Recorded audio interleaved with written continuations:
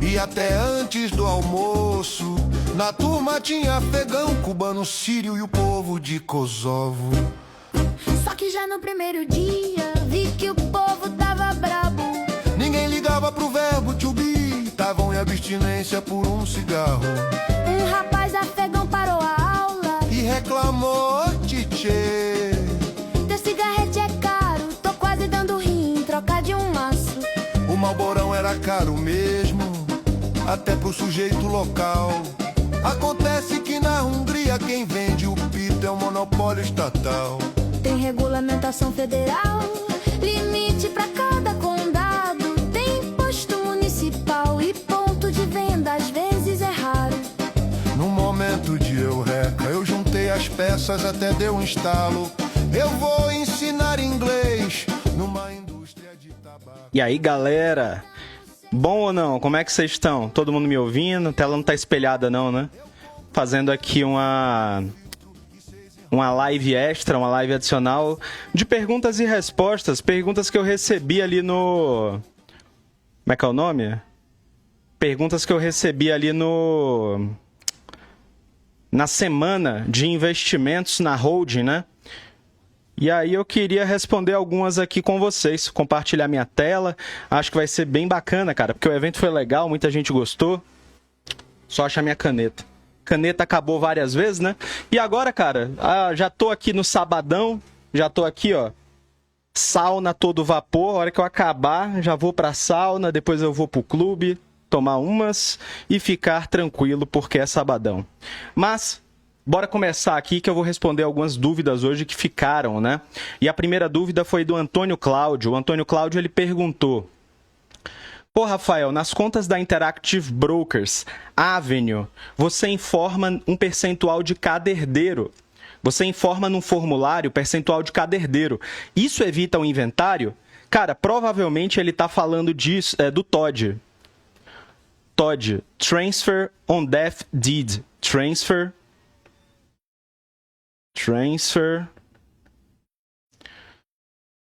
on Death. Transfer on Death significa transferência com falecimento. E sim, cara, o Transfer on Death, ele evita o inventário. Sabe quando eu falo disso? Eu falo disso lá na aula 3, que está disponível até segunda-feira. Então, se você ainda não assistiu, vai lá na aula 3, cara, e já assiste, porque esse conteúdo já está disponível, só que ele sai do ar na segunda. Então, eu falo como que você seta o TOD lá na Avenue, por exemplo. Você entra aqui, coloca os dados do beneficiário, fiz isso aqui ao vivo, tá salvo lá. Beleza? E quem tá online aí, de onde vocês estão falando, gente? Dá um salve. Tá de algum churrasco? Tá andando no parque? O que você tá falando? O que você tá fazendo e de onde você fala? Tá conseguindo acompanhar aí a live de onde você tá? Outra pergunta que eu recebi é: se o filho ficar com 50% do imposto de renda, se o filho ficar com 50% no IR, vira doação, portanto, ITCMD? Essa dúvida aqui, cara, que esse brother mandou, o Roberto, foi o quê? Eu tava falando das contas em Joint Tenancy with Rights of Survivorship. Essa conta aqui é uma conta muito padrão do pessoal utilizar nas corretoras, na IB, né, na Interactive Brokers, e também na Avenue. E aí, o que acontece? O problema desse negócio aqui é que essas contas, elas não são regulamentadas no Brasil, cara. A gente não tem uma regulamentação, então a gente tem que ir pela equiparação. Porque muita gente declara como, por exemplo, só o pai faz o aporte, o pai coloca todo o dinheiro nessas contas, tipo 100%, só que o filho tá ali dentro. O filho tá ali dentro, cara. O filho tá ali dentro, ele tá com 0%. Aí, o que o pai faz no imposto de renda? Ele vai lá e declara 100%, né? E o filho declara, ou então, tipo, 99%, e o filho declara como tendo 1%. Só que o que a Receita Federal pede? A Receita Federal, meu amigo, ela quer que você declare isso aqui 50-50, porque essas contas aqui, ó, você é titular de 100% de tudo ao mesmo tempo. Então, nesse caso... por isso que o Roberto perguntou, pô, mas se meu filho que não aportou nada, ele declarar 50% no IR, isso aqui não vai ser considerado uma doação? Pode ser considerado uma doação, porque de onde veio esse dinheiro? Qual foi a justificativa fiscal? É justamente isso que a Receita quer. Então, se você quer ter a resposta completa para essa pergunta, vai lá na aula 3, beleza? vai na aula 3, que fica disponível até segunda-feira. Segundona, cara, ela sai do ar. Então, se você não viu as aulas, se você não estudou, aproveita que segunda-feira essas aulas vão sair do ar, beleza? Esse é o principal problema da Joint Tenancy. Tem algumas formas de declarar, nem todas estão corretas e nem todas vão gerar as consequências ali certinhas, beleza? Em caso de execução fiscal, trabalhista, esses bens estão protegidos? O Fábio, meu amigo, ele está se referindo aqui. O Fábio está se referindo aos bens que estão no exterior. Então, Fábio, não existe uma blindagem aqui, viu? A gente não pode falar nunca de blindagem de bem que está no exterior. A gente está falando de quê? A gente está falando que tem uma proteção adicional. Diferente do Brasil, quando você toma um processo, né? Já pede bloqueio, você já se lasca todo. Lá no exterior, não. Lá no exterior, você tem a possibilidade do dinheiro ficar com você, porque o juiz do Brasil, ele não ordena nada por lá. Então, o máximo que ele pode fazer é mandar uma carta rogatória para o juiz local e pedir que esses bens sejam bloqueados, que esses bens respondam e tudo mais. Pô, cara, ó a Cris Luz, quero a Black do seu curso. Gente, a Black do curso, eu já até fiz o anúncio do que vai ter. Amanhã eu vou falar mais sobre isso. Mas a Black do curso, eu já até soltei, vai ter Black vitalícia, não dá nem para dizer que é Black, daqui a pouco eu te explico, mas vai ser Black vitalícia, vai ser vitalício, beleza? Para sempre, com atualização, com lives semanais para você ter atualização, beleza? Atualização. Então, enquanto eu atualizar, enquanto eu fizer esse curso, você vai ter acesso. Vai ter acesso também a todo o conteúdo do Internacionaliza. Você vai ter também acesso a uma plataforma para abrir a sua própria offshore para os seus clientes, vai conseguir o menor spread do mercado de até 0,4% para fazer remessas para você e para o seu cliente. Então, assim, gente, eu não estou nem chamando isso aqui de Black, eu estou chamando de presente de Natal adiantado, beleza? Mas vamos voltar aqui. Em caso de execução trabalhista ou fiscal, esses bens estão protegidos? Cara, juiz brasileiro ele não vai conseguir bloquear esses bens igual ele bloqueia no Brasil. Vai ter que pedir carta rogatória. Então, sim, dá para dizer, cara, que a gente tem uma proteção adicional para os bens que estão internacionalizados, beleza? Joint Tenancy, né, with Rights of Survivorship, que é basicamente uma copropriedade lá no exterior, uma forma de copropriedade. Duas pessoas declaram em vida no IR brasileiro? Cara, a gente não sabe. O que a Receita quer é que cada pessoa declare 50%. Mas uma das formas que o brasileiro faz bastante é a pessoa que aportou mais declara 99% ou percentual referente ao que ela aporta e a que aportou menos aporta 1%. Beleza? Além disso, aqui tem outra forma de fazer declaração de joint tenancy, que eu já vi o professor Davi Silva falando, que é, por exemplo, todos os dois declaram 100% da propriedade, porém, a pessoa que aportou mais declara como o custo de aquisição proporcional ao aporte que ela fez. Entende? Também isso aqui é uma possibilidade, a gente fala bastante sobre isso lá dentro do Internacionaliza, e eu falei muito isso aqui na aula 3, então assiste também, beleza? Rafael, o Transfer on Death, o Douglas perguntou aqui, ó, Rafael, o Transfer on Death, ele só evita inventário para ativos situados nos Estados Unidos?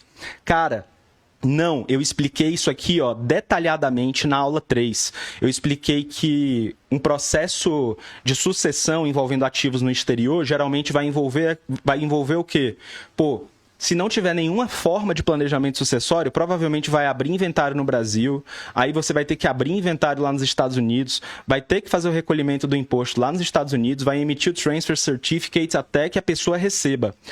Esse TOD aqui, que o nosso amigo Douglas está falando, ele é uma cláusula que você coloca na sua conta em corretora, na Avenue, por exemplo, e que você nomeia quem são as pessoas que vão herdar, ou melhor, quem são seus beneficiários em caso de falecimento.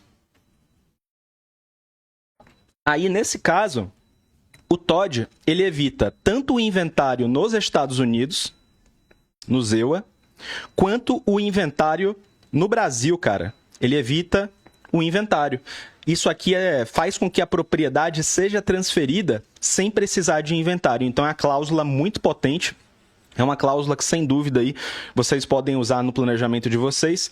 E se vocês quiserem conferir mais sobre essa cláusula, aula 3 lá no YouTube, beleza? Entrem lá depois que essas aulas ficam disponíveis até segunda-feira.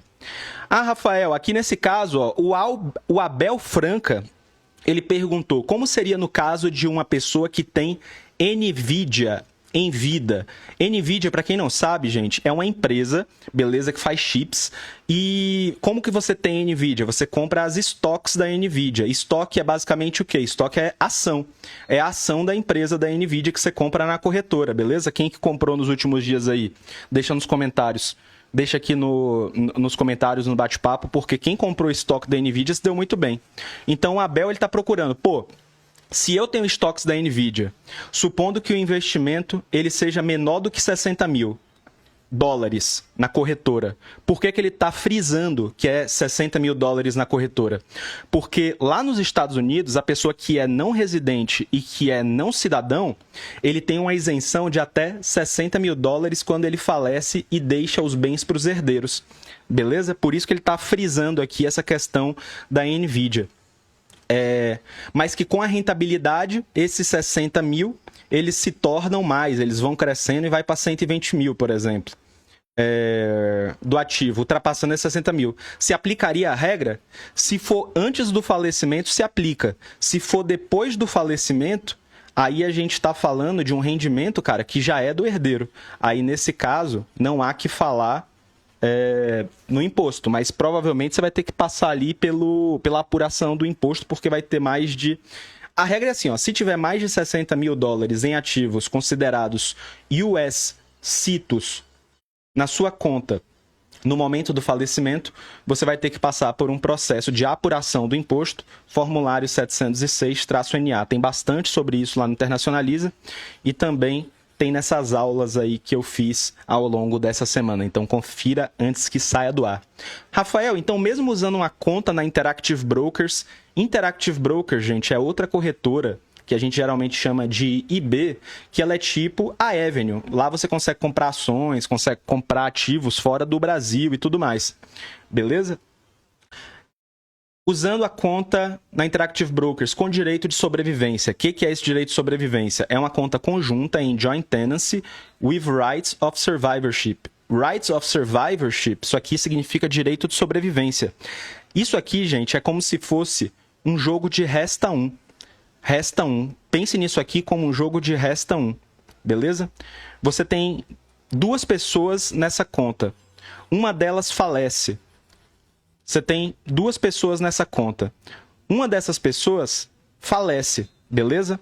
O que vai acontecer com os bens dela? Vai passar para a ordem de vocação hereditária dela? Vai passar para o filho? Vai passar para o marido? Não, não vai acontecer nada disso. O que vai acontecer numa conta de Joint Tenancy with Rights of Survivorship é que vai voltar para esse outro proprietário. Na verdade, nem volta nem transmite. Esse cara que sobreviveu, o proprietário que sobreviveu, ele se consolida como o único dono da conta. Então, diferente do que o Fernando está perguntando aqui, não tem essa burocracia, né, de ter que contratar um advogado americano e tudo mais, porque você se consolida como o único proprietário. Talvez a burocracia que você vai enfrentar é ter que contratar, por exemplo, um CPA, beleza? Um contador americano, para que você tenha que passar por um processo de apuração de imposto. Nesse processo de apuração de imposto, aí sim você pode ter uma burocracia adicional, porque não necessariamente ao evitar a partilha, ao inventar o probate, você também evita o imposto, beleza? Então tem que ficar bem atento a isso. Esse 1% que o filho tem que depositar... Não, essa aqui é outra coisa, gente, que eu botei. O Léo Borba, grande Léo Borba, cara, ele perguntou aqui para mim, ó. Como a lei é muito ampla, nem os fiscais da Receita sabem. Fazemos algo que é coerente tecnicamente. Todo ano abro chamados fiscais para eles e nem eles sabem responder direito. Ele está falando aqui, ó, da joint tenancy. O Léo, ele é um bom contador, Léo Borba, with rights of survivorship. E ele fala que abre chamados para o pessoal da Receita e nem o pessoal da Receita, os auditores, eles sabem instruir como que você tem que fazer a declaração de uma joint tenancy. Então ele segue de uma forma que ele acha que é mais coerente, beleza? Como serviria o trust nesse caso? Como serviria o trust nesse caso? Nesse caso aqui, o Cassiano, ele provavelmente está se referindo a um exemplo que eu dei na aula, em que eu deixo... A Oliveira aqui, ele me perguntou, joint tenancy pode ter mais do que 3 pessoas? Joint tenancy with rights of survivorship. Ela pode ter mais do que 3 pessoas? Cara, nesse caso aqui, das contas que a gente está falando na corretora, tipo Interactive Brokers e Avenue, você não pode ter mais do que 2 pessoas nessas contas, beleza? Você pode ter no máximo aqui 2 pessoas. Porém, tem outras formas de você ter uma copropriedade com mais de 2 pessoas. E aí você pode ter quantas pessoas você quiser. Eu ensino isso aqui lá no Internacionaliza, né? Você provavelmente vai precisar de uma estrutura offshore adequada. E nem sempre vai ser adequado ao caso do seu cliente, beleza? Mas sim, é possível ter joint tenancy com mais de 2 pessoas, mas nessas corretoras não, beleza? Como serviria o trust nesse caso? Pô, vamos supor, cara, ele está perguntando como que serviria o trust para uma sucessão no exterior, beleza? Vamos supor que você tem o pai e você tem a mãe, beleza? E você tem o filho. Nesse caso aqui, ó, você tem o pai, a mãe e o filho. O pai e a mãe, eles estão em joint tenancy with rights of survivorship. Ou seja, se esse falece, vai para a mãe. Se a mãe falece, vai para o pai. Só que se o pai e a mãe falecerem, aí vai ter que abrir o inventário, probate os cambal, para o filho receber. Então, por que o trust ele é tão interessante? Porque o patrimônio, por exemplo, pode ficar no nome do pai e no nome da mãe, até o falecimento, e quando esses 2 falecerem, o trust faz a transferência dos bens para o filho. Beleza? E o que é esse trust? O trust eu também expliquei na aula 3 lá, assista, expliquei de uma forma bem mais aprofundada, mas é basicamente um contrato fiduciário que pode ter vários desdobramentos, pode ter um número incrível de possibilidades, mas ele é basicamente um triângulo. Todo mundo se refere a ele como um triângulo. Você tem o instituidor de um trust, beleza? É a pessoa que faz o trust, que cria o trust. Você tem o trustee, que é a pessoa que recebe a propriedade de direito, a propriedade legal daquele bem, a incumbência de executar algum desejo. É o trustee, é a pessoa confiável. A titularidade daquele bem, geralmente ele fica com a titularidade daquele bem. É uma relação fiduciária, né?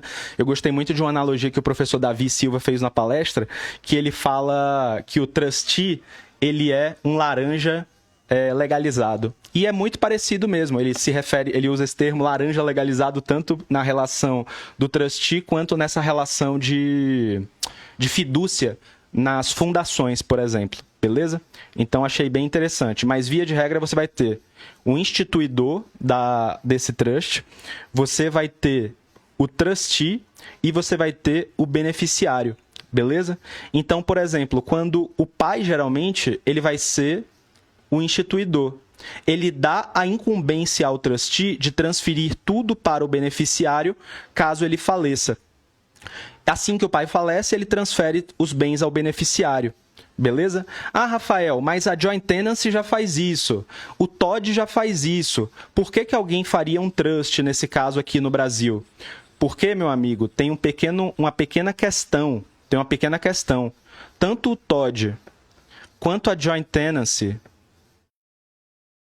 nessas contas que eu falei para você, na joint tenancy, os coproprietários têm que ser maior de 18 e no TOD, os beneficiários também têm que ser maiores de 18. Beleza? E pode ser também que o seu cliente ele queira investir, às vezes, em estoques. E se ele faz, em Americanas, por exemplo, e se ele faz isso diretamente na pessoa física, mesmo que ele evite o inventário com o TOD, mesmo que ele evite o inventário com a joint tenancy, ele ainda vai ter que pagar uma cacetada de imposto se ele tiver ativos como estoques que tem que pagar imposto. Então, nesse caso, qual que é uma estrutura que a gente ensina no Internacionaliza, que é muito simples e que muita gente faz? Você vai utilizar um trust, beleza? Para fazer a sucessão, uma offshore company, que a gente vai mostrar para você como que você vai ter um provedor que faz essa offshore aqui para você de uma forma muito simplificada, para você abrir no seu próprio escritório, ter tipo um family office, beleza? E essa offshore, ela investe nas stocks para você. Aí quando você falece, foi você que faleceu, não a empresa. Aí o que o trust vai fazer? O trust vai transferir esses bens para o seu beneficiário. Só que tem uma série de regrinhas, um monte de coisa que você tem que entender. É por isso que no Internacionaliza a gente tem um treinamento completo para você entender todas as implicações de TCMD, imposto de renda, pegadinhas que acontecem, às vezes você tem que avaliar valor justo o seu ativo. Então, cara, é uma complicação, você tem que entender muito o que você está fazendo nesse meio. Mas eu vou te falar assim, não é nada tão complexo a mais do que aquilo que a gente aprende no Brasil. E tendo os parceiros certos, tendo bons provedores, tendo o conteúdo certo, eu te garanto que vai ser muito simples de você iniciar nessa carreira e ao longo dos anos, quando você for pegando experiência, com certeza vai valer a pena, você vai se beneficiar disso aqui, beleza? O Paulo Humberto, ele perguntou aqui, ó, a joint tenancy ele falou, na verdade, a joint tenancy é interessante para a proteção do cônjuge sobrevivente, em especial casais mais idosos, para que não precise dividir tudo com os filhos adultos. Isso aqui, ó, muito cuidado com isso aqui. Eu concordo com o Paulo, eu quero que meu cliente ele sempre deixe os bens para quem ele julga que ele quer mesmo e tudo mais. Eu acho que meu cliente ele tem que ter a liberdade de deixar os bens, mas ontem mesmo saiu uma decisão do TJ envolvendo, por exemplo, uma fraude à legítima, que eu até postei nos meus stories, uma fraude à legítima, porque o patriarca ele utilizou a holding familiar para prejudicar uma das herdeiras. Então, ele deixou uma herdeira com menos direitos políticos ou com menos bens, eu não me recordo agora direito. E aí, o que o TJ fez? Eles anularam alguns atos feitos através da holding. Salvo engano, acho que eles anularam até a holding. E aí vai dar uma discussão gigantesca. Ah, Rafael, mas isso aqui está no exterior. O STJ tem entendimento de que os bens que estão no exterior e que são partilhados no exterior, por exemplo, uma offshore que controla uma empresa brasileira, uma holding, ela, se a partilha acontecer aqui, tecnicamente não houve uma violação da legítima. Eu concordo com você. Mas pode ser que a gente... E se a gente tiver um entendimento de que futuramente... de que como esses bens estão no Brasil, desconsidera essa offshore. Então tem um jeito certo de fazer isso aqui. Isso aqui é um tema que a gente discute muito no Internacionaliza, beleza? Porque essas estratégias sucessórias, elas têm que ser muito bem fundamentadas. Elas têm que ser, cara... Você não pode colocar seu cliente em rascada, beleza? Mas sim, isso aqui é possível, né? Você pode usar tanto a joint tenancy quanto você pode usar o TOD também para deixar tudo para o cônjuge sobrevivente. E aí, porque essas contas conjuntas, você vai perceber que elas não são como as contas conjuntas no Brasil. As contas conjuntas no Brasil, quando você tem duas pessoas e uma delas falece, tem aqui os bens, por exemplo, bens. O que acontece quando uma delas falece? Essa parte do bem da pessoa que faleceu será inventariada. Porque no Brasil você não tem cláusulas de sucessão automática. Lá não, essa conta que a gente está falando não, cara. A gente está falando que quando a pessoa falece, essa sobrevivente aqui, ó, ela se consolida como uma única proprietária e se esse daqui tivesse herdeiros, cara, nem entra nessa linha sucessória, beleza? O STJ hoje, a terceira e a quarta turma, tem entendimento que você nem pode usar o que foi distribuído no exterior para compensar os bens que estão no Brasil para compensar o que aquele herdeiro perdeu no exterior, beleza? Porque, tecnicamente, olhando para a competência do judiciário, o STJ tem posicionamento de que eles são absolutamente incompetentes para fazer a partilha de bens no exterior. Então, olha que coisa interessante, beleza? No seu curso completo, tem estratégias para quem não investe em ETF, offshore peak, por exemplo? Cara, tem sim. Por exemplo... Vamos supor que a pessoa invista em estoque. Seu cliente ele não vai investir só em ETF, ele pode ser um stock picker. Ele pode comprar ações na bolsa, ele pode comprar bonds individualmente, beleza? Ele pode comprar imóveis, tanto no Brasil quanto nos Estados Unidos, ele pode comprar barcos, ele pode comprar diversos bens. Então, para esses outros bens, nós temos várias estratégias. Como, por exemplo, a gente tem uma estratégia que a empresa, por exemplo, a gente tem uma empresa num paraíso fiscal, como as Ilhas Virgens Britânicas, BVI, que você consegue abrir de uma forma muito simplificada hoje em dia, em que ela tem um mini trust, isso aqui para patrimônios menores, beleza? Em casos muito específicos, isso aqui não é para sair recomendando para todo mundo, em que ela tem um mini trust apenas para efeitos sucessórios, beleza? E essa BVI, ela controla, por exemplo, uma LLC nos Estados Unidos. E essa LLC nos Estados Unidos, ela controla imóveis, por exemplo. Então, uma estrutura como essa seria adequada para um caso bem específico de uma pessoa que quer investir em imóveis nos Estados Unidos. Porque, de forma que, se não tivesse essa empresa aqui, sabe o que aconteceria? Se esses imóveis aqui eles custarem mais do que $1 milhão, por exemplo, os herdeiros vão ter que arcar com um imposto de herança que pode chegar até 40%, que na verdade incide em 40% daquilo que exceder $1 milhão, mas é um imposto bem alto. Então, esse planejamento, né, para pessoas que querem investir no mercado americano, você pode ajudá-las a fazer isso. Inclusive, com as novas regras da reforma tributária, né, que alteraram substancialmente as holdings, agora se torna muito eficiente você ter, por exemplo, uma estrutura offshore controlando uma holding no Brasil, beleza? E essa holding no Brasil, ela detém os imóveis. Isso aqui se tornou muito interessante. Se você for um advogado que está antenado nessas mudanças, isso aqui eu te falo com tranquilidade. É como as holdings eram lá em 2016. Se você entra agora para aprender isso aqui, você está na crista da onda. Isso aqui é uma baita oportunidade, cara. Saber isso aqui, saber como executar isso aqui em 2025 é o equivalente de saber trabalhar com holding lá em 2016, quando era tudo mato. Tudo bem? Digamos que essa LLC controle uma holding aqui no Brasil. Tem uma ordem específica para a construção desse instrumento?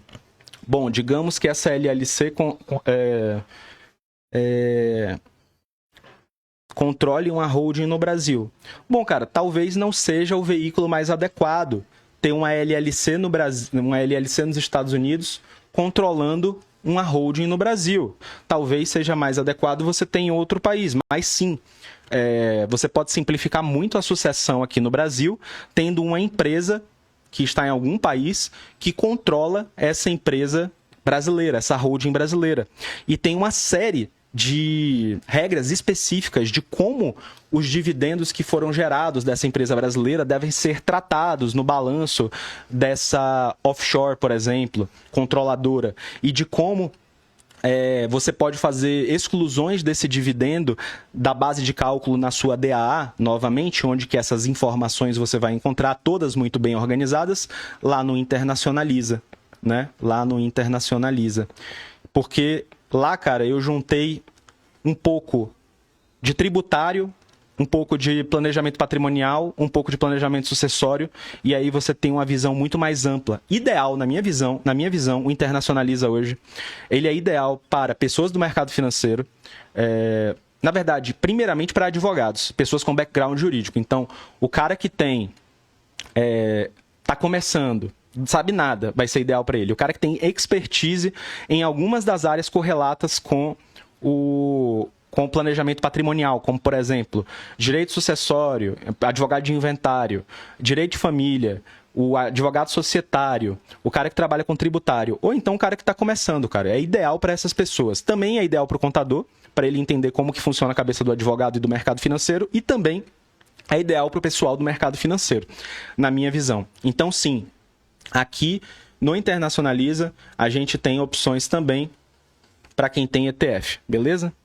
Me referia, por exemplo, a holding deve ser constituída primeiro ou a holding ou a ordem de constituição é indiferente. O Cassiano perguntou.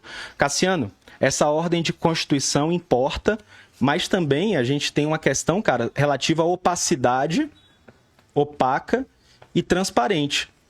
Se você fizer essa holding no momento ou com a opção errada, sabe o que pode acontecer? Você pode ter que reavaliar os seus ativos pelo valor de mercado e vai ter que pagar ganho de capital. Então, muito cuidado, meu amigo. Rafael, para quem não domina investimentos, no Internacionaliza tem um passo a passo para usar as melhores estratégias? Perguntou o Túlio. Tem, cara, tem. Não é só para quem já domina investimento. Nós vamos ter aulas super básicas, aulas muito básicas sobre investimentos, beleza?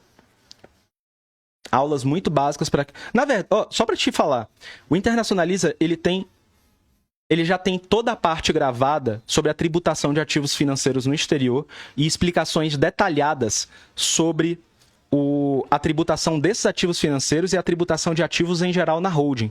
Então, sim, eu considero que a pessoa que não sabe nada de investimento, ela vai conseguir começar a trabalhar no Internacionaliza, beleza? Com certeza é um curso bastante introdutório e com informações muito mastigadas. A gente vai artigo a artigo ali da Lei 14.754, que é uma das mais importantes. E agora, cara, a gente vai começar a falar muito também sobre os veículos, em aulas que são ao vivo. Geralmente acontecem todos os sábados, beleza? Então, a próxima aula, por exemplo, a gente vai falar de trusts, de uma forma também muito introdutória. Se você achou que muitas das informações das aulas que eu dei no CPL, lá nas aulas gratuitas, elas tiveram uma didática simples, uma didática mais dinâmica, pode ter certeza que essas aulas do Internacionaliza, elas seguem um modelo muito simplificado também, com muito exemplo, muito desenho. Você vai gostar, vai ser bem fácil de você aprender. A gente vai entrar em trusts agora, vai entrar em fundações, a gente vai entrar também em fundos de investimento, beleza? Fundos de investimento. Depois, quando a gente terminar essa parte aqui, aí a gente vai entrar na parte mais voltada para planejamento sucessório, beleza? Planejamento sucessório. E para finalizar com chave de ouro, a gente vai entrar na parte que eu julgo será mais complexa, que é a parte de investimentos no Brasil. Investimento no Brasil é muito complexo e eu esperei a gente... Não dei isso até agora, assim, eu falo bastante, né? Tem aulas de atualização sobre isso, todo mês a gente fala sobre isso, mas eu falo a aula mais padronizada, com conteúdo definitivo, porque estava muito incerto esse cenário. Né, tá muito incerto esse cenário aqui. Então, tava para mudar a lei, aí não mudou, aí eles estão querendo fazer um projeto de lei diferente, não sabe se manda a medida provisória. Então, vamos com calma, beleza? Vamos com calma, mas vai ter toda essa parte lá no Internacionaliza. Além disso, a gente também tem encontros mensais, cara. Encontros mensais só para falar de atualização. Pô, só atualização, tudo que mudou naquele mês. Porque eu vi que uma das coisas que eu tinha mais dificuldade quando eu estudava é que eu tava lá estudando e matando, quebrando a cabeça com o livro, e quando eu ia ver, já tinha passado 2 leis, aquele livro já estava desatualizado. Então, precisa de uma fonte que seja confiável para se atualizar, para discutir. E é por isso que eu acho que é tão importante. Ah, porque a holding offshore? Expliquei isso aqui, ó, essa questão. Futuramente, na minha visão, a offshore ela pode ser até mais benéfica para investir no Brasil, porque você consegue, talvez, a mesma tributação da pessoa física, em muitos casos, porém com a simplificação sucessória de fora, dos veículos de fora, como TOD, Joint Tenancy, Trust, fundações, a simplificação que esses veículos oferecem. Beleza? Ah, se eu tenho um offshore nas ilhas X e venho a falecer, como se dá a sucessão dela nesse outro país? Pô, baita de uma pergunta aqui do Michel. Cara, se você só tem a empresa nessas ilhas, você se lascou. Sabe por que você se lascou? Porque a empresa por si só, ela não tem nenhuma estratégia de sucessão. Então, às vezes a pessoa acha que abriu uma empresa lá nas Ilhas Virgens Britânicas, lá nas Ilhas Cayman, lá nas BVI, e ela se lascou, sabe por quê? Porque só tem a empresa, não botou nenhuma cláusula de sucessão, não fez nenhum trust. Eu vou mostrar para vocês como faz tudo isso. Porque tem que fazer, não dá para abrir a empresa nesses lugares sem ter alguma estratégia sucessória que o cliente entenda e esteja de acordo. Sabe o que vai acontecer? Se você falece sem uma estratégia de sucessão, vai ter que abrir inventário probate lá nas Ilhas Virgens Britânicas, vai ter que fazer contratação de advogado lá nas Ilhas Virgens Britânicas, vai ser um pendepá, vai ser uma complicação, meu amigo, que você não está preparado para lidar com isso. Então, não coloque o seu cliente em enrascadas como essa. Você vai ter que ter um planejamento sucessório.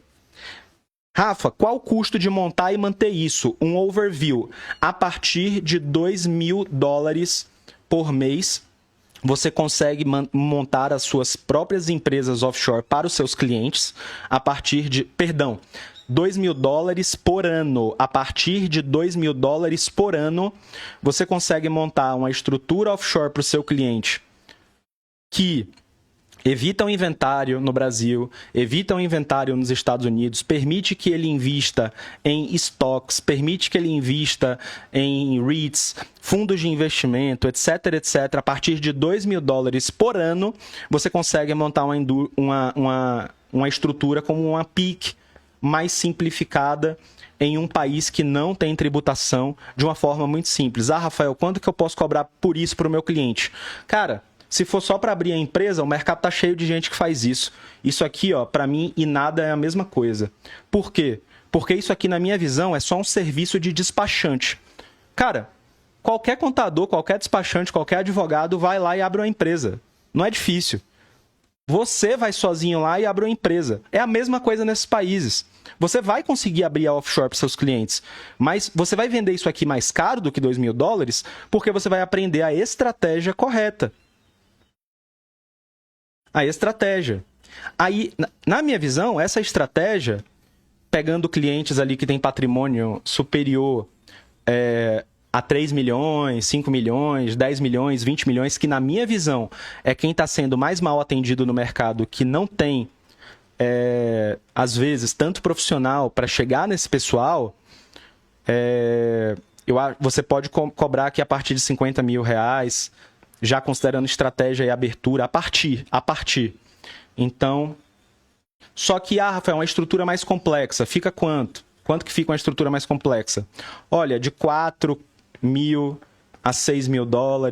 Quando você tem patrimonialistas, você tem pessoas ali com patrimônios altos, né? E você vai precisar de uma estrutura mais robusta, uma estrutura mais parruda, aí a gente pode ultrapassar facilmente os $10 mil. Beleza?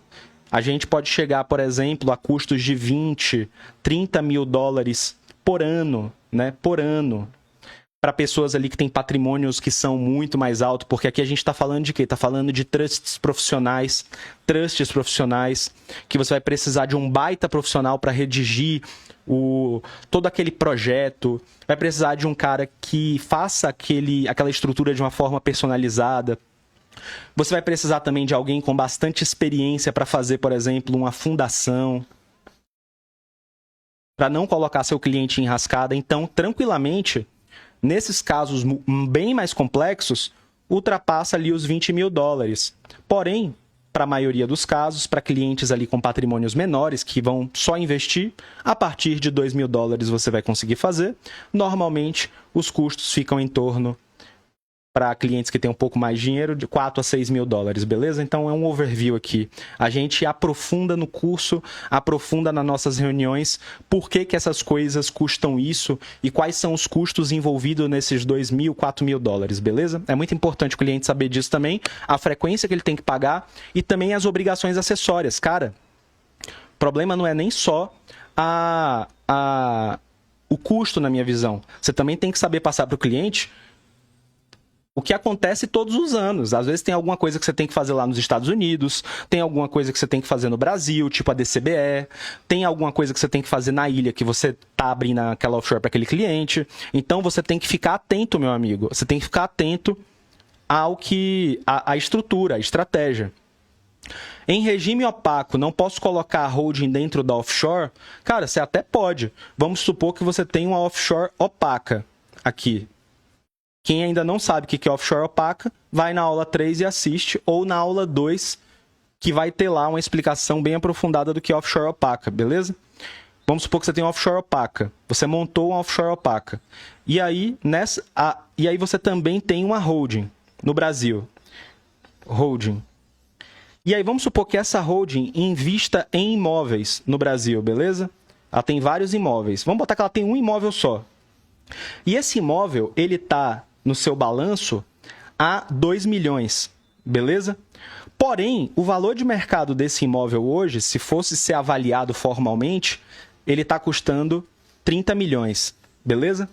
Se você pega essa holding aqui e você transfere ela para o controle de uma entidade opaca, da pessoa física para opaca, você vai ter que reavaliar essa empresa. E como ela tem ativo dela que está com um valor de mercado muito descolado, você pode ter que pagar um ganho de capital aqui absurdo. Então, tem estratégia para você fazer até a transferência de bens para essas empresas. Tem que tomar muito cuidado, cara.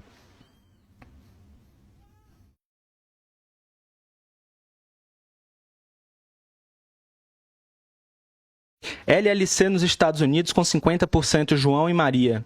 Muda o contrato social para 1% 99% João Maria. Fica sujeito a ITCMD e precisa refletir na DAA, certo? Bom, depende da residência do João, depende da residência da Maria, mas não necessariamente ITCMD. O que aqui a gente teve foi uma transferência de bens. Aí eu vou te perguntar, a que título se deu essa transferência? Se foi uma mera liberalidade do João para com a Maria, bom, e cumprir todos os outros requisitos, a gente tem uma doação. Mas o João recebeu alguma coisa em troca? Foi uma compra e venda? A que título se deu essa transferência? Então a gente tem que analisar a que título se deu essa transferência. Mas, se tratar de uma doação, se foi uma mera liberalidade em que houve uma transferência de bens sem que sem que o João recebesse nada em troca e de fato se caracterizar uma doação, então, ambos sendo brasileiros não, residentes do Brasil, então você teria sim incidência do ITCMD, beleza? Agora, vamos supor, por exemplo, que o João ele seja residente dos Estados Unidos. Não, vamos botar residente das Bahamas ou das Ilhas Virgens Britânicas. Nesse caso, o João ele é doador que está localizado fora do Brasil, que não é residente do Brasil. Se a Maria ela for residente do estado de São Paulo, que ainda não tem lei que permita a cobrança na hipótese de doação quando o doador tem residência no exterior, aí, meu amigo, e esse bem são ações de um offshore, por exemplo, não tem incidência do ITCMD. Olha que bacana, por causa do tema 825 lá de repercussão geral do STF, porque São Paulo ainda não tem legislação atualizada que permita ao Estado cobrar imposto, o ITCMD, em caso de doação de bens móveis localizados no exterior, quando o doador é residente no exterior. Ah, Rafael, e quando que ele vai poder cobrar? Aí a gente tem que olhar lá para onde, gente? A gente tem que olhar lá para o PLP 108. A gente tem que olhar lá para o PLP 108, que está tratando dessa hipótese, que é a lei complementar. A gente tem que olhar para a emenda constitucional 132 também, no artigo 16 das disposições transitórias, e a gente tem que olhar também para a legislação do Estado de São Paulo, que hoje a gente tem duas tramitando. Tem o PL 7 de 2024 e a gente tem o PL, salvo engano, 409 de 2025, né? A gente tem que olhar para esse contexto aqui. É sobre isso que a gente está discutindo muito nos grupos, a gente está discutindo muito isso aqui no Shark Tank, que é um negócio muito bacana, beleza? Que a gente tem para os nossos alunos, são grupos de discussão, justamente para entender essas reformas. Onde que está aquela questão que eu falei para vocês da atualização do valor do bem? Artigo 8º da Lei 14.754, lá no parágrafo 1º, ele fala que os direitos transferidos a qualquer título pela pessoa física ou pela entidade controlada, no regime de transparência, para uma offshore opaca, que está no parágrafo 5º do artigo 5º, deverão ser avaliados a valor de mercado no momento da transferência e o valor da diferença apurada será tributado como ganho de capital. Tá vendo que lambança? Então não vai fazer de qualquer jeito aí não, meu amigo. Ô Rafa, tem Black Friday do Internacionaliza? Black Friday do Internacionaliza não tem não, mas a oferta ficou tão boa que eu tô chamando de oferta de Natal, porque vai ter vitalício, vai ter mini curso para eu ensinar a produção de conteúdo igual eu produzo aqui para captação de cliente, vai ter encontros mensais para a gente trazer atualização com fontes confiáveis. Cara, vai ter um encontro para você se vincular a uma plataforma para o seu escritório abrir offshore diretamente para o cliente sem intermediário. Olha que coisa maluca. O tanto que você vai ter acesso também a spread. Você vai conseguir fazer remessas de até 0,4 para o seu cliente. Isso aqui faz toda a diferença. Eu tenho um cliente que estava pagando 1,5% de spread. Eu tenho um cliente que faz 1,5% de spread na Avenue. Olha que loucura. Lá no Internacionaliza, você consegue fazer spread de até 0,4%. Eu faço a 0,4% para todos os meus clientes.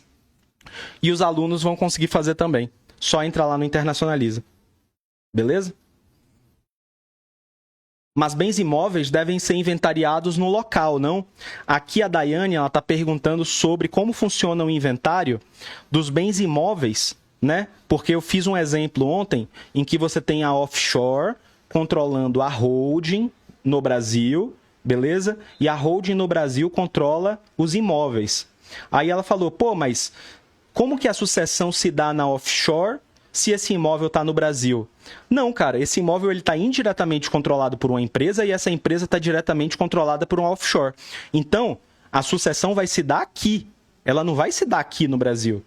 Beleza? Entendeu isso? Porém, o imposto pode incidir no Brasil. Porém, a regra de partilha, de sucessão, etc., vai se dar aqui em cima. Pensa, por exemplo, uma multinacional que tenha imóveis no Brasil. Pô, quando o controlador dela falece, vai ter que inventariar cada imóvel que está aqui no Brasil? Isso não existe, não é assim. Não é assim que funciona. O PLP 108, ele trazia uma disposição que levaria a isso. Mas de cara a gente já viu que era inconstitucional e aparentemente eles tiraram do texto final. Beleza? Sobre investimentos financeiros no Brasil através de trust. Fiquei na dúvida, é possível ou não? Cara, imagine me and you, I think about day and night. Por que eu tô falando para você imaginar? Porque trust é um contrato. Trust é um contrato de fidúcia. O que você imaginar aqui pode estar no trust. Ele é uma coisa muito complexa. Ele dá para você fazer o que você quiser.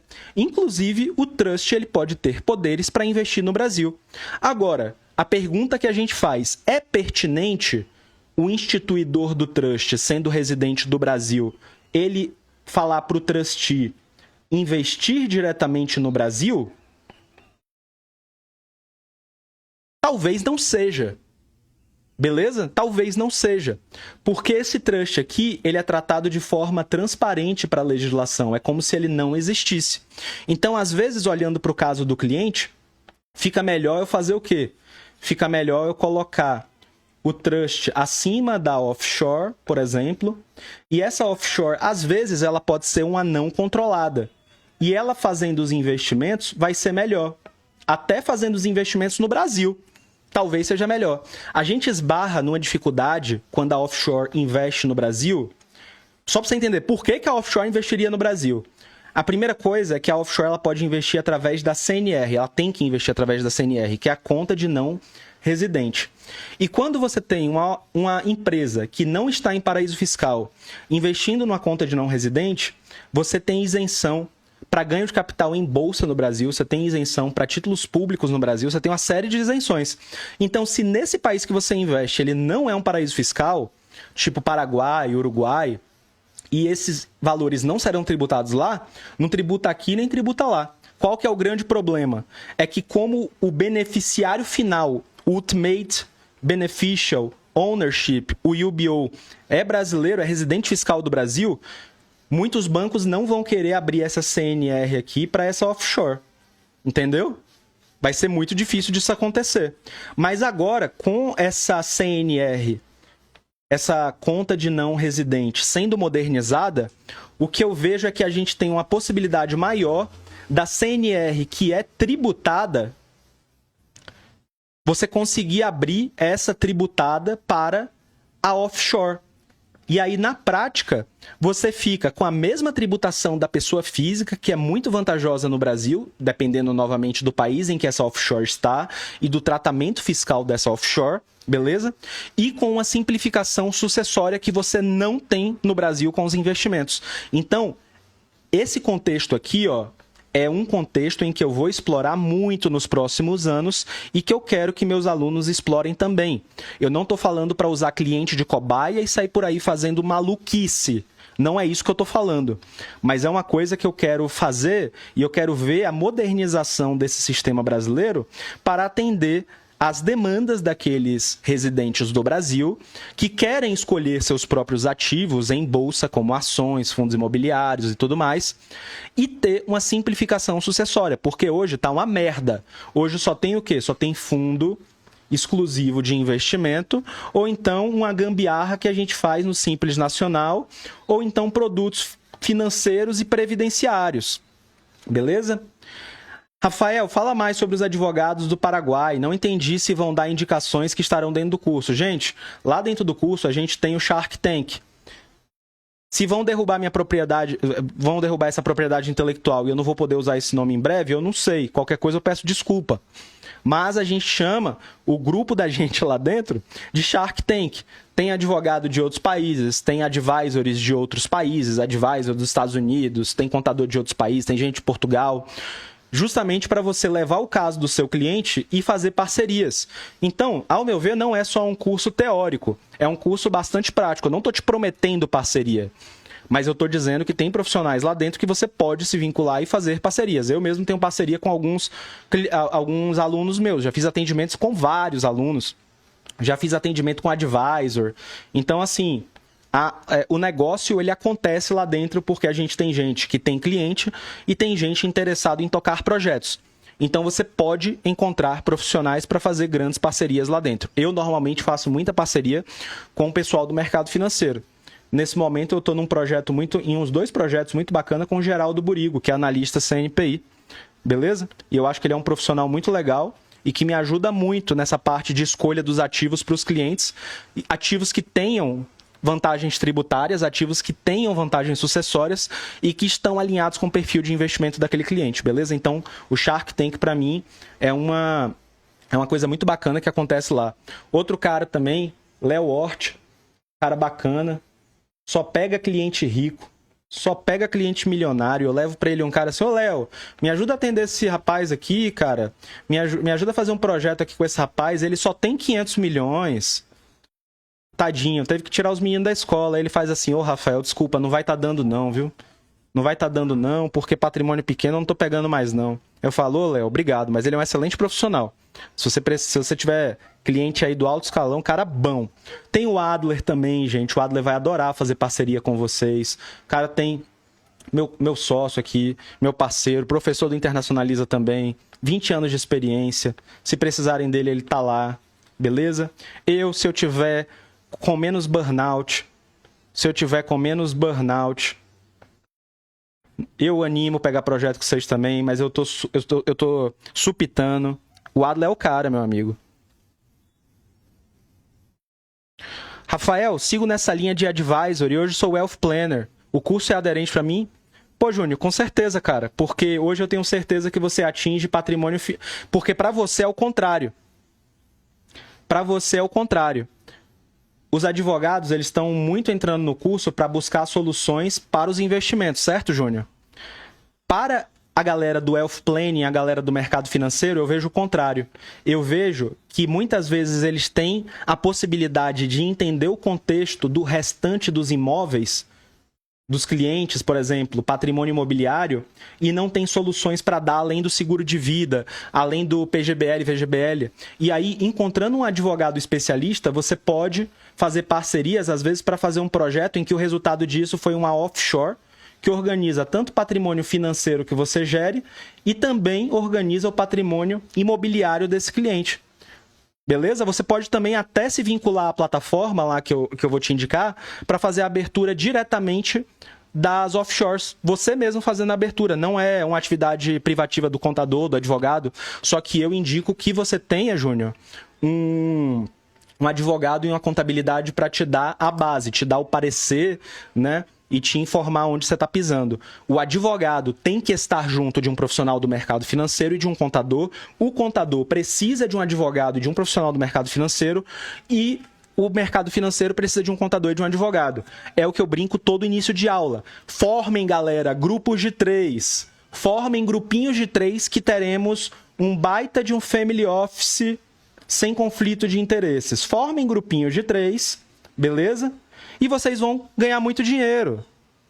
Ou seja, existe a possibilidade de comprar um título no Brasil, Tesouro, por exemplo, por uma PIC no Uruguai, e não pagar o imposto retido na fonte no Brasil? Foi a pergunta do Tadeu. Sim, Tadeu, essa possibilidade, ela existe. Se você vai conseguir executar essa estrutura, é outra história, beleza?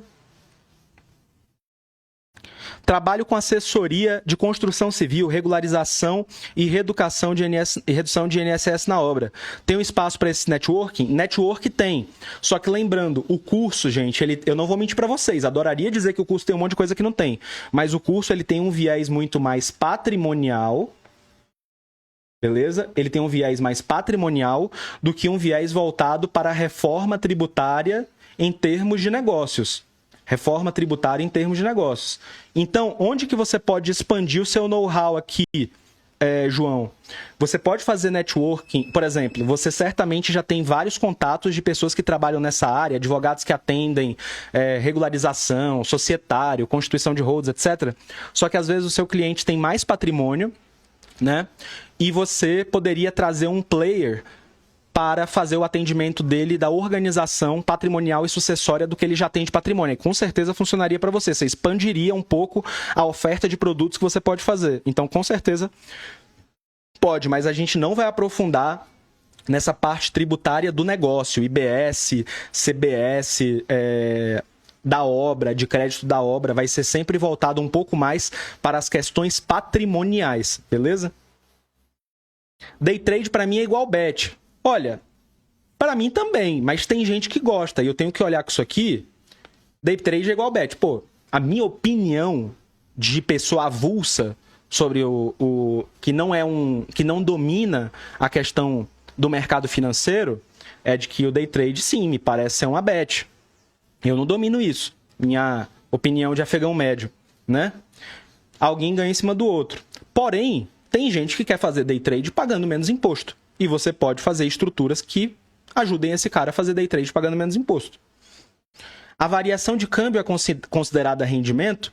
Cara, sim. Na pessoa física, a variação cambial ela é considerada rendimento, exceto em 2 casos. Em contas bancárias. Contas bancárias não remuneradas, que são reconhecidas pela autoridade local daquele país, a autoridade monetária local daquele país, beleza?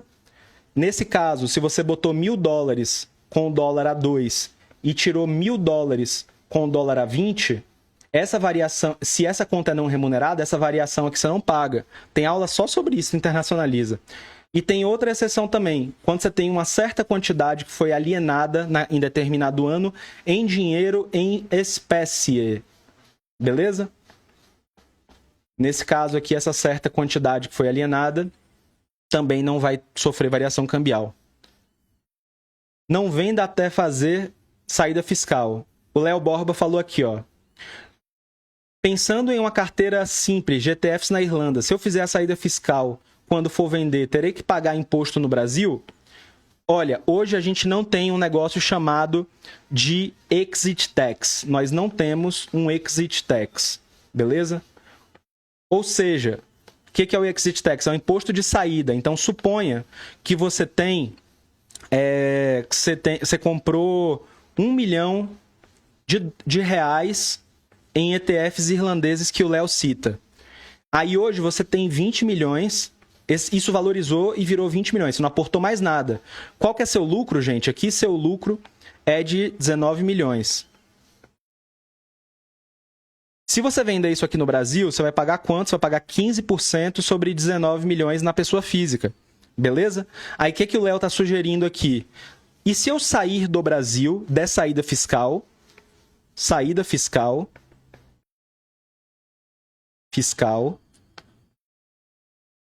e aí eu for para o Paraguai, por exemplo. Eu vou para o Paraguai. E aí eu vendo esses 20 milhões de reais em ETF. Sou tributado no Brasil? Não, você não é tributado no Brasil. Você não é tributado no Brasil nem no Paraguai, porque o Paraguai não vai ter essa tributação sobre os ETFs que estão lá nos Estados Unidos, que são domiciliados na Irlanda. Então, qual que é um curso que eu vou soltar em novembro agora, salvo engano, para os meus alunos do Internacionaliza, que vai ser um mini curso que já está lá dentro. Se você adquirir a Black Friday, você vai ter direito. É o curso de saída fiscal. Na prática, esse é um servicinho, gente, que você que é contador, você que é advogado, pode auxiliar seu cliente a fazer e que, se for só a saída fiscal, dá para cobrar tranquilamente de 2 a 3 mil reais. Ele é rápido. Se for a saída fiscal com alguma análise, alguma coisa mais aprofundada, você pode cobrar tranquilamente até 20 mil reais, porque vai ter toda uma parte de consultoria que vai demandar horas. Nesse meio aqui, gente, é tranquilo. Eu vou falar para vocês que é tranquilo cobrar entre 900 e 2.500 reais a hora. Beleza? Você pode começar cobrando 680, que nesse mercado aqui, a hora, eu posso te falar com tranquilidade que o pessoal vai achar barato. Beleza? Não é que vai achar barato, mas perto do que você entrega, na minha visão, vai ser muito barato. Beleza? Regime de separação total só protege herdeiros em caso de separação, mas o cônjuge compete no falecimento. Qual o impacto de bens debaixo da LLC, investimentos financeiros no exterior? Perguntou a Oliveira. Então, cara, é isso que é a discussão que eu trouxe mais cedo. Por exemplo, vamos supor que o cara tem imóveis no Brasil. Beleza? Tem imóveis no Brasil. O pai. Vamos botar aqui o pai, ó. Beleza? Ele está em regime de separação total. Aí falece. E esse aqui é um bem exclusivo dele. Beleza? Quem que vai ser os herdeiros dele? Vai ser a esposa, mesmo estando em regime de separação total, o filho 1 e o filho 2. Beleza? Ah, Rafael, então se eu pego... E o que acontece se eu pego esse imóvel, eu coloco ele numa offshore, nas BVI... Não, eu coloco ele numa holding, por exemplo. Numa holding no Brasil, por exemplo. E essa holding no Brasil, eu transfiro o controle dela para uma BVI. Agora, cara, a sucessão não se dá nos imóveis do Brasil. A sucessão, ela se dá nas BVI. E nas BVI não tem legítima. É isso que eu estava falando mais cedo. Então, o judiciário vai ter culhão de chegar e desconsiderar a BVI, desconsiderar a holding, desconsiderar tudo para dizer que violou a legítima do Brasil? Eu não sei. Via de regra, não viole a legítima. Se a pessoa tem bens, via de regra, não viole a legítima se a pessoa controla diretamente bens no Brasil. Na minha visão, é possível, é defensável, mas pode dar um grande BO.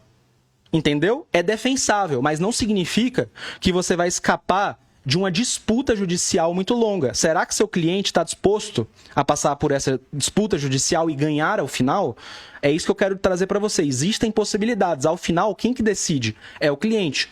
Mas quem que informa esse cliente? É você. Então você tem que informar dos riscos, dos problemas, dos eventuais BOs. Sobre os bens que estiverem totalmente fora do Brasil, aí já é outra história. Aí, na minha visão, é praticamente impossível esse juiz alcançar. Beleza? Difícil é reduzir o spread com câmbio menor. Num câmbio de 900 mil me parece mais factível. Olha, gente, eu consigo tranquilamente cobrar 0,4% para remessas de 10 mil reais. Beleza? Tranquilamente, eu consigo cobrar 0,4%. E entrando no Internacionaliza, eu acredito que você vai conseguir cobrar também. Obviamente, você vai ter que negociar com o seu provider. Hoje, eu e meus alunos conseguimos cobrar 0,4% para essas remessas de 10K. Eu, sendo bem sincero, para os meus clientes high ticket, eu consigo cobrar 0,4% até para remessas de R$1.000. Beleza? É o cliente que está ali comigo, que já contratou para outros serviços. Eu cobro 0,4% para ele para qualquer remessa que eu faço. E entrando no Internacionaliza, eu te mostro como que você faz isso também. Porque, na minha visão, Isso aqui, essa economia que você mostra através das remessas é tão potente quanto a economia que você mostra para ele dos aluguéis na holding, sabe? Ah, na pessoa física você paga 27,5. Na holding você paga 11,33. Quase nunca é, né? Quase nunca é 27,5. Mas essa daqui do câmbio, eu tenho certeza que vai ser muito valiosa para você. E você vai conseguir ancorar muitos altos honorários dessa forma. Fundo exclusivo perdeu benefício fiscal. A reforma tributária que já está em vigor. Mentira, fundo exclusivo não perdeu todos os benefícios. Eu vou falar para vocês depois de tomar um golezinho de Guaraná Antártica.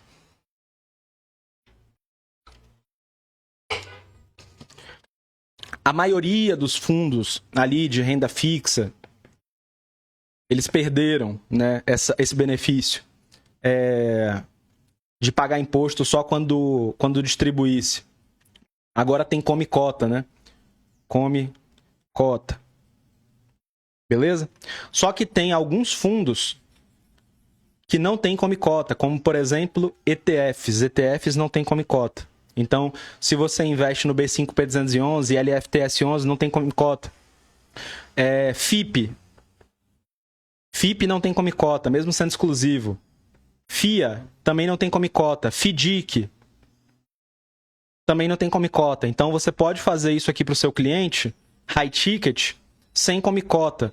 Tem algumas regras especiais. Tem que ser um veículo de investimento. O FDIC tem que ter mais 67% aplicado em direitos creditórios. Mas dá sim para você trabalhar isso aqui, viu? Tá errado isso aqui. Então, gente, é isso que eu queria trazer só algumas respostas. Uma live mais rápida hoje, aqui mais informal. Eu vou até entrar na minha sauninha aqui agora. Entrar na minha sauninha, porque sabadô, né? Sabadô, e eu também sou son of God, sou filho de Deus. E é isso, cara. É isso.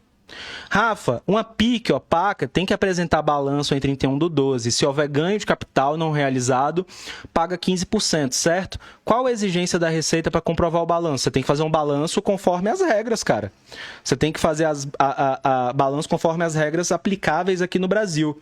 Ou você vai ter que seguir aqui BR-GAAP, ou você vai ter que seguir o padrão internacional. E aí, se for reconhecido o lucro, o que vai acontecer? Tipo, eu tive receita ali, eu tive uma receita de 100 mil, e aí eu tive uma despesa de, vamos botar aqui, 20 mil. Isso em dólares, viu? No final aqui, apurei lucro, né? Resultado positivo aqui de 80. O que você vai fazer com esses 80? Você vai levar para DAA. Se isso aqui for uma offshore opaca, você vai levar para DAA. Na DAA, aí você vai analisar. Pô, tem alguma coisa do Brasil aqui que eu posso excluir? Não. Tem algum imposto pago no exterior que eu posso excluir? Não. Tem alguma coisa que eu posso compensar aqui que deu prejuízo? Não. Tem algumas coisas que você ainda pode ali. Aí você vai pegar, então, esses 80 mil aqui, 80 mil dólares, vai multiplicar pelo câmbio do último dia útil de dezembro, então vai ser ali 6,20, que deu em 2024, salvo engano. Vai dar o lucro aqui, aí você vai ter que tributar em 15%. Só que isso, meu amigo, para uma offshore bem específica, que é a offshore que está em paraíso fiscal, é uma offshore que está em paraíso fiscal, PF, ou que está em regime fiscal privilegiado e que tem receita passiva maior do que 40%. E que também é controlada, entidade controlada, ENCOM. Beleza? Se você afastar todos esses requisitos, ou se você afastar esse requisito, você não se encaixa nessa regra de tributação automática anual de 15%. E aí você tem um offshore à moda antiga. É difícil, né, de todo cliente conseguir fazer isso, mas certamente temos muitos clientes que podem utilizar essa estratégia, principalmente aqueles que têm negócios no exterior ou que exportam, importam, alguma coisa nesse sentido. Valeu? Espero que tenha respondido a pergunta. Exatamente, o Uruguai não é paraíso, Paraguai também não é paraíso fiscal, Dubai não é paraíso fiscal, Canadá não é paraíso fiscal. Tem muita coisa que a gente pode fazer, meu amigo, tem muita coisa. Essas estratégias estão onde? No Internacionaliza. Então, gente, espero que vocês tenham gostado desse Tira Dúvida. Amanhã eu volto aqui para a gente papear um pouco mais. As inscrições, Rafael, vão abrir quando? Elas abrem na segunda-feira, né? Segunda-feira. Então, se você não assistiu às aulas que estão disponíveis, eu aprofundo bastante todo esse conteúdo aqui que a gente... Todo o conteúdo que eu falei aqui com vocês, beleza? E depois vocês se inscrevem aí também no grupo VIP. Aí, ó, curte seu sabadão, você merece. Obrigado. Valeu, Oliveira! Curtam o sabadão de vocês também aí, gente. Se forem assistir aula, tira a fotinha, me marca, beleza? E grande abraço para vocês. Nos vemos amanhã. Tchau, tchau.